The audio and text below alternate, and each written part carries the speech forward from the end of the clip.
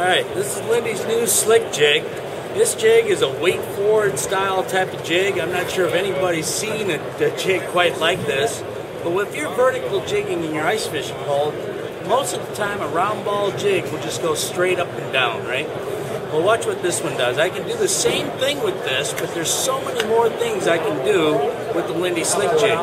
It comes in 6 different holographic colors and 3 different sizes for various types of game fish, either crappies, perch, walleyes.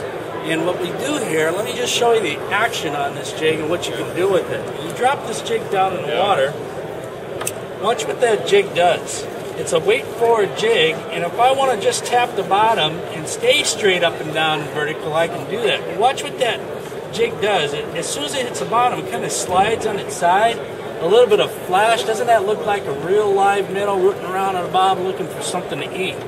Now, if you want to go looking for fish outside the hole, now watch what this jig does and how I can make it come alive. Really, just look at how it darts that minnow and really makes that minnow move out to the side of the hole. Now, if you start marking fish coming into that hole, now what I can do is I can slow that action back down and just kind of twitch it, quiver it, get it to dance a little bit, bring it up a little bit, watch that mark or that fish come up on that jig. Now, the slick jig is designed to be fished with a whole minnow. And what you do is you just take that minnow, take the minnow right through the nose, right through the mouth of the minnow, right through the back of the skull. Make sure that that minnow is nice and centered on the hook. And that's a real key when it comes to rigging the slick jig.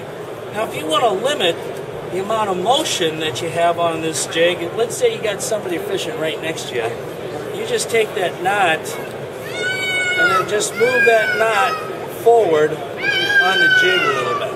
And then that will limit the amount of motion or the action that that jig has, just so you don't get tangled up in the other hole right next to it. But really, it's like a puppet.